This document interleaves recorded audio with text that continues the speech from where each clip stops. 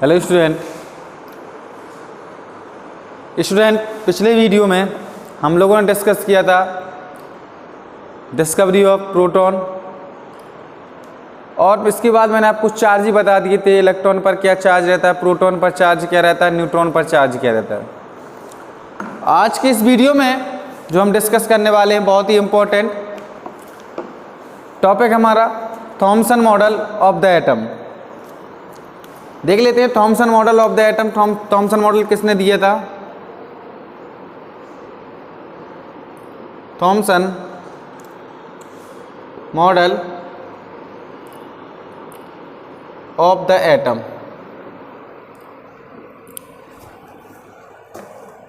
समझेंगे थोड़ा Thomson model of the atom को।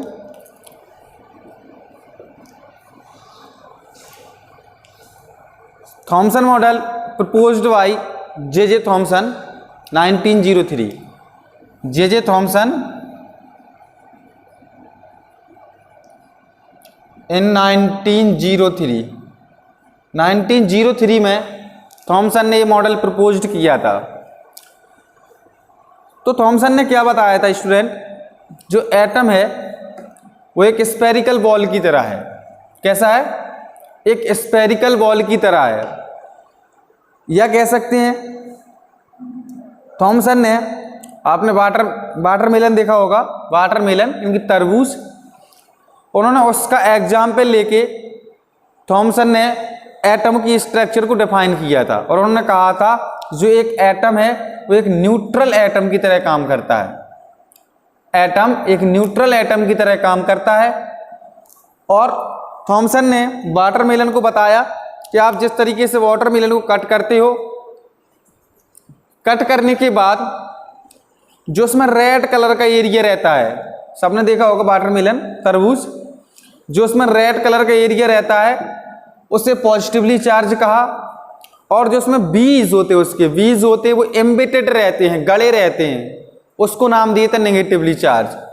और उन्होंने कहा था एज कंपेयर टू, कि हमारा जो एक इसके स्ट्रक्चर समझेंगे, उन्होंने इस तरीके के स्ट्रक्चर को डिफाइन किया था।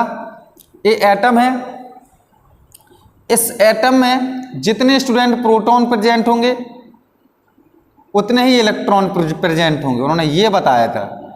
ये पॉजिटिवली चार्ज है, और पॉजिटिवली चार्ज क्या है? प्रोटॉन है। उन्होंने कहा था कि जो हमारा एटम है एक न्यूट्रल एटम है। देखिएगा, अगर न्यूट्रल एटम की बात की है उन्होंने,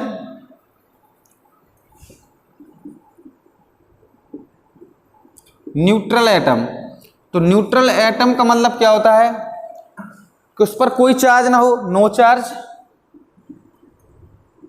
देखिए डिस्कवरियां हैं, सारी की सारी डिस्कवरी हम उनको याद नहीं कर सकते, रट नहीं सकते कभी भी। तो अच्छा होगा कि डिस्कशन से ही आप लोग उसको अच्छे से कॉन्सेप्ट को क्लियर कर लें, वीडियो को अच्छे से देखें, समझे। तो उन्होंने कहा था कि हमारा जो एटम वो स्फेरिकल बॉल की तरह है, और उसमें ये पॉजिटिवली चार्ज जितने प्रेजेंट है उतने ही नेगेटिवली चार्ज प्रेजेंट है। यानी कि आप ये कह सकते हैं जितना प्रोटॉन है उतना नेगेटिव चार्ज, काउंट कर लेना आप लोग, उतने ही प्रोटॉन उतने ही नेगेटिव इलेक्ट्रॉन रखेंगे हम। Electron it is negative charge, electron जिसको नेगेटिव चार्ज,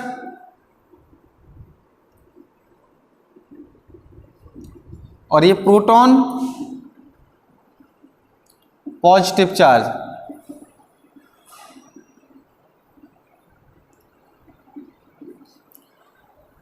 बात को समझना। तो उन्होंने उसी तरीके के स्ट्रक्चर को वाटरमेलन को कहा कि तरबूज जो है कुछ इस तरीके से ही होता है, उसका जो पार्ट होता है रेड कलर का एरिया होता है वो पॉजिटिव चार्ज होता है, और उसमें जो बीज एम्बेडेड रहते हैं वो क्या रहते हैं? इलेक्ट्रॉन रहते हैं। उसी से उन्होंने इसकी डिस्कवरी की। उन्होंने कहा एक इलेक्ट्रॉन स्फेरिकल बॉल की तरह होता है और वह एक न्यूट्रल एटम की तरह काम करता है, जितने उस पर पॉजिटिव चार्ज होंगे उतने उस पर नेगेटिव चार्ज होंगे।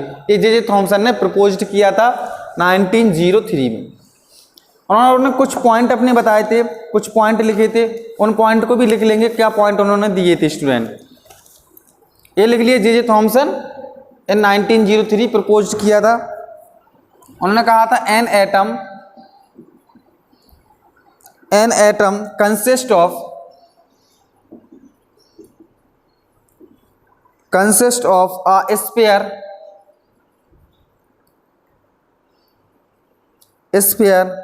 Of positive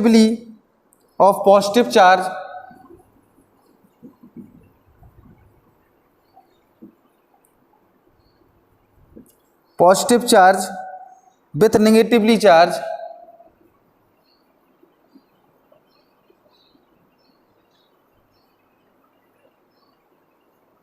with negatively charged electrons embedded in it.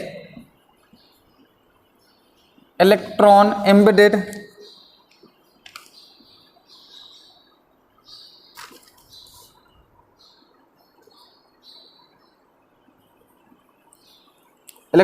embedded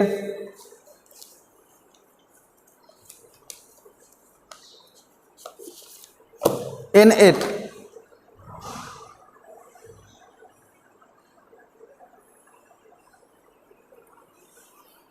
double D E D है बेटा, embedded in it.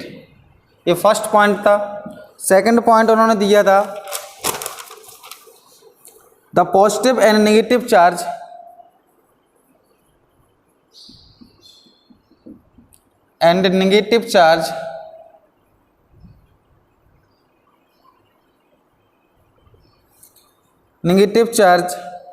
charges in an atom are equal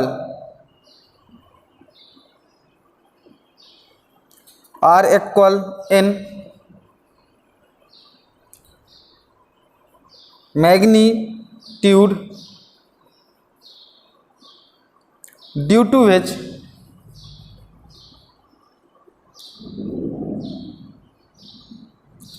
an atom is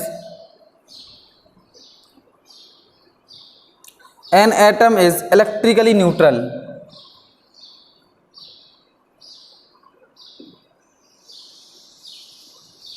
देखिएगा उनके दो पॉइंट जो दिए थे उन्होंने।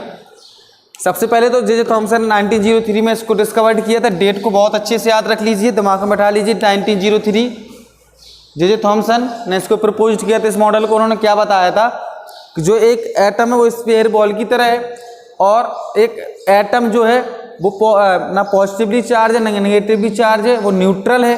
देखिएगा सारे दोनों के दोनों पॉइंट उन्होंने यही कहा, an atom consist of a sphere of positive charge with negatively charge electron embedded in it. वही है ना, वाटरमेलन में जो इलेक्ट्रॉन्स रहते हैं वो एम्बेडेड रहते हैं, जो बीज होते हैं वो एम्बेडेड रहते हैं। उसी चीज़ को उन्होंने बताया था। इसके बाद सेकंड है the positive and negative charges in an atom are equal. जब पॉजिटिव और नेगेटिव चार्ज किसी भी एटम पर इक्वल रहेंगे तो वो न्यूट्रल हो जाएगा। इस चीज़ को तो मैं थर्ड चैप्टर में बता ही चुका हूँ, न्यूट्रल एटम हो जाएगा।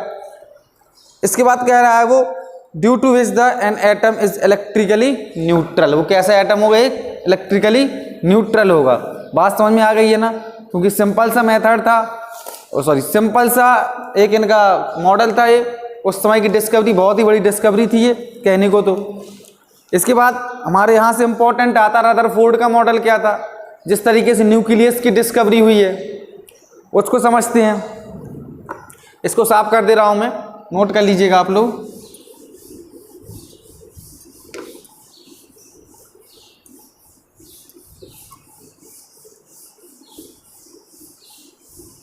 देखिए स्टूडेंट, सिलेबस काफ़ी स्पीड चल रहा है, तो आप लोग उसको ऑक्यूपाई भी करते जाइएगा और समझते जाइएगा। अगर कम लगता है आपको तो आप डाउट जरूर पूछिएगा। नेक्स्ट हेडिंग होगी student Rutherford.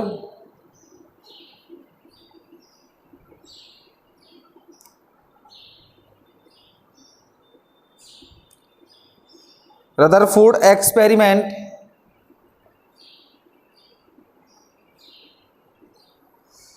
Discovery of nucleus. Discovery of nucleus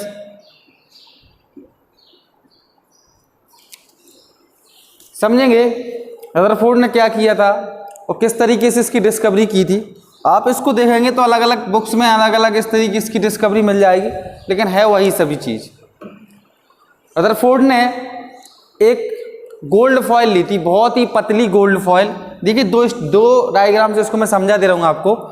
उन्होंने एक बहुत ही पतली गोल्ड फॉयल ली थी, कुछ इस तरीके से गोल्ड फॉयल है, और इस गोल्ड फॉयल में इसको इस तरीके से बना लेते हैं। ये गोल्ड फॉयल थी,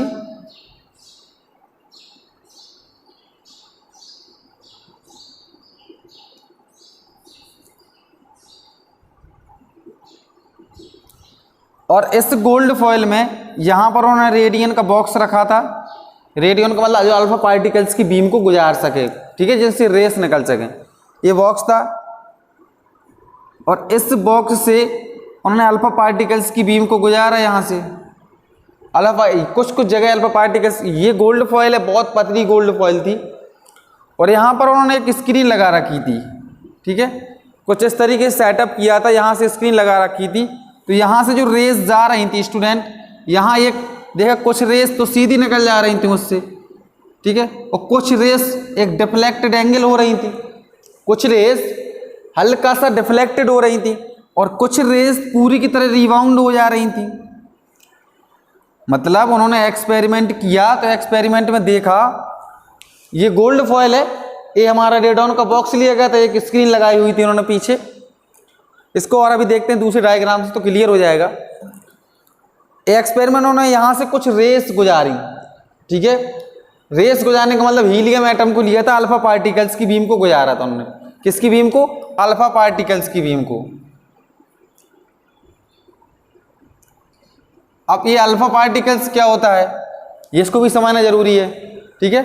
तो उन्होंने अल्फा पार्टिकल्स की बीम को जब इस गोल्ड फॉयल से गुजारा, तो उन्होंने देखा कि ये जो रेस हैं वो कुछ रेस सीधी निकल जा रही हैं, और कुछ रेस डिफ्लेक्टेड हो रही हैं स्मॉल एंगल से, ठीक है, और कुछ रेस पूरी तरीके से रिबाउंड हो जा रही हैं। रिबाउंड का मतलब पूरी रेस वापसी हो जा रही थी।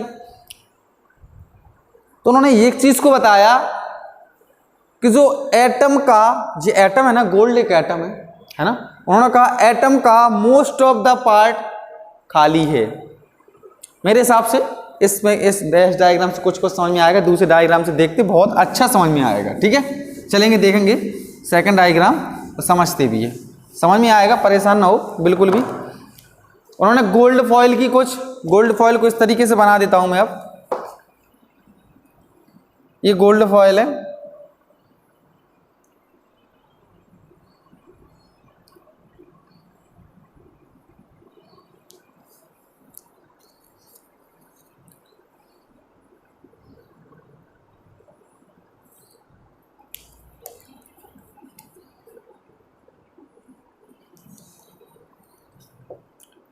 गोल्ड फॉयल को उन्होंने गुजारा था। ये गोल्ड फॉयल है सभी की सभी, अभी डायग्राम में समझा दे रहा हूं आपको। ये पॉजिटिव चार्ज था इधर, ये नेगेटिव चार्ज था इस पर। यही डायग्राम बनाएंगे आप लोग कॉपी में भी।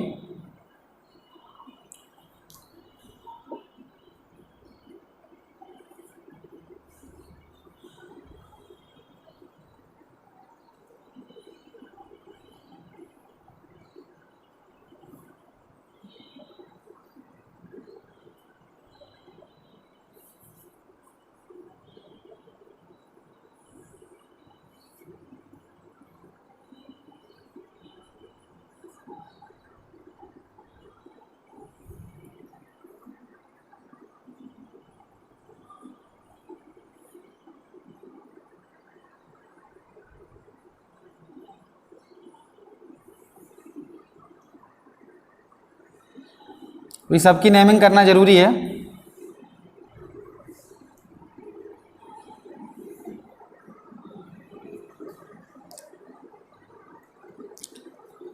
जे अल्फा पार्टिकल्स की बीम थी, a beam of alpha particle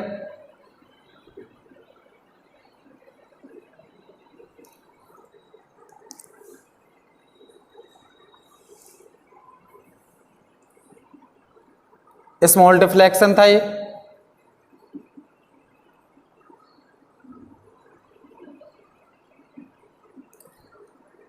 most of the part था उसका most of the alpha particles pass state,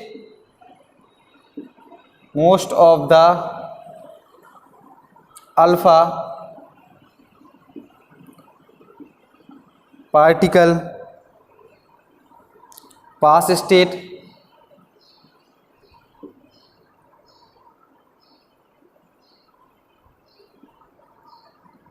large deflection था ये,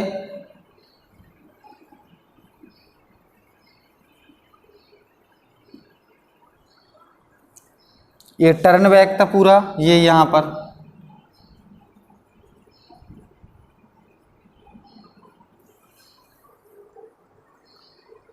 ये न्यूक्लियस था स्टूडेंट,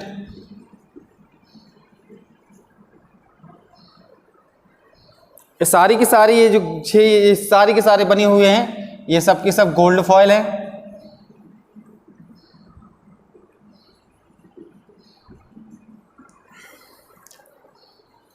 चलिए समझेंगे थोड़ा अच्छे से। रदरफोर्ड का एक्सपेरिमेंट था ये।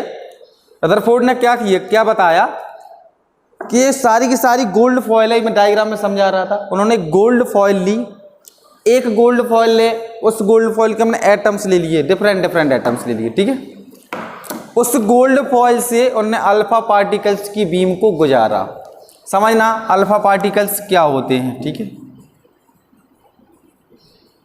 अल्फा पार्टिकल्स जिनका मास स्टूडेंट 4 AMU, जिनका मास 4 AMU, अब जिनका मास 4 AMU होगा वो अल्फा पार्टिकल्स कहलाएंगे।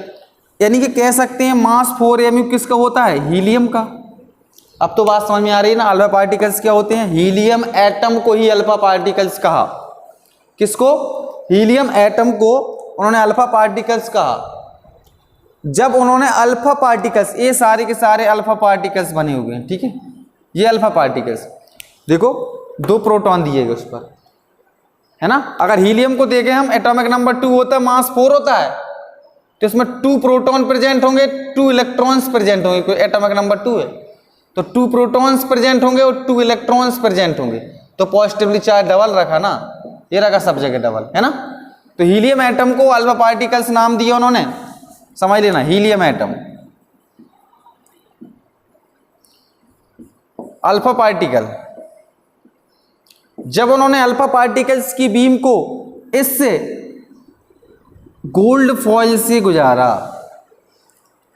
गोल्ड फॉयल से गुजारा, तो उन्होंने देखा कि कुछ रेस आपको दिख रही होंगी, कुछ रेस, ज्यादातर rays, most of the alpha particles pass straight, ज्यादातर रेज आपको दिख रही होंगी कि स्ट्रेट पास हो रही हैं, हो रही ना पास स्ट्रेट।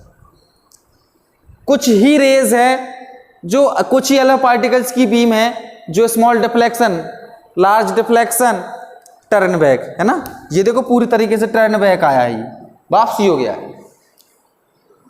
तो उन्होंने ऑब्जर्व किया, ये ऑब्जर्व किया कि जो एटम का मोस्ट ऑफ द पार्ट है, समझना बहुत अच्छे से स्टूडेंट, हर बार उन्होंने 10,000 अल्फा पार्टिकल्स की बीम को गोल्ड फॉयल से गुजारा, और गुजारने के बाद ये ऑब्जर्व किया कि जो एटम है उसका मोस्ट ऑफ द पार्ट खाली है, मोस्ट ऑफ द पार्ट खाली है। फर्स्ट ऑब्जर्वेशन है, रुको ध्यान सुनते आइए, most of the part empty है स्टूडेंट, खाली है। तो वो रेस अगर उसका पार्ट खाली होगा तो अल्फा पार्टिकल्स की बीम सीधी निकल जाएंगी ना, खाली है तो सीधी निकल जाएंगी, जाहिर सी बात है। लेकिन उन्होंने फिर इसके बाद कुछ अल्फा पार्टिकल्स की बीम डिफ्लेक्टेड होने लगी, तो उन्होंने सेकंड ऑब्जर्वेशन दिया कि एटम में फ्यू मास प्रेजेंट है, सिर्फ कुछ ही जगह पर मास प्रेजेंट है जो कि अल्फा पार्टिकल्स की बीम को डिफ्लेक्टेड कर रहा है।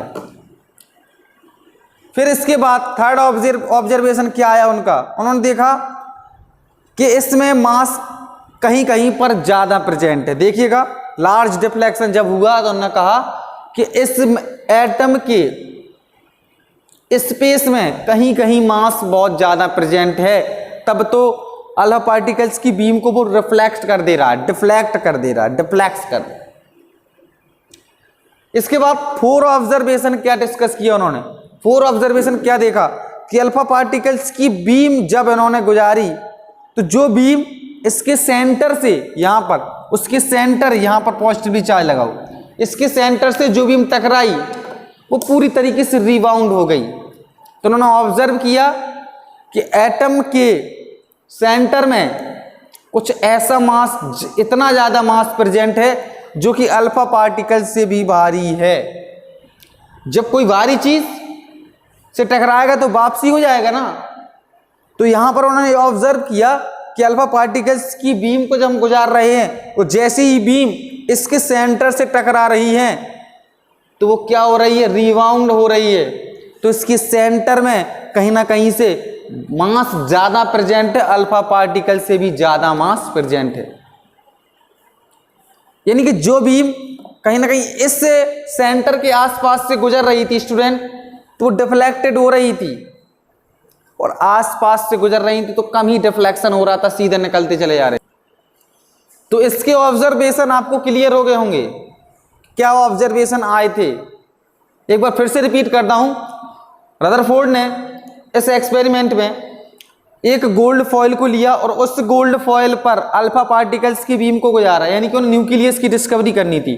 और आप सबको पता है कि एटम में न्यूक्लियस उसके सेंटर में पाया जाता है, सेंटर में पाया जाता है। तो उन्होंने गोल्ड फॉइल लिए, एक एटम लिया, उसको गोल्ड फॉइल पर अल्फा पार्टिकल्स की बीम को गुजारा। तो उन्होंने देखा कि मोस्ट ऑफ द पार्ट उसका खाली है, उससे रेस निकल जा रही हैं।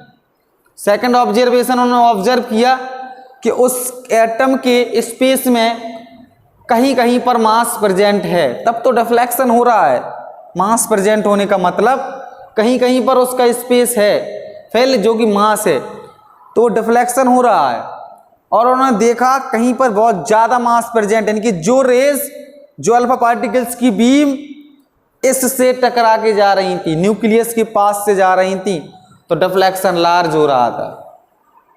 और जो जाके न्यूक्लियस से ही टकरा गई, जो बीम सेंटर से टकराई, बहुत बड़ा एटम होगा, छोटे छोटे एटम बने हुए हैं, बहुत सारी बीम को अप्लाई किया होगा उन्होंने, तो जो बीम उस सेंटर से टकराई होगी, बाकी अगल बगल से जो बीम निकल जा रही थी उनका तो ऑब्जर्वेशन नहीं हो रहा था, वो तो स्ट्रेट लाइन में पास कर रही थी।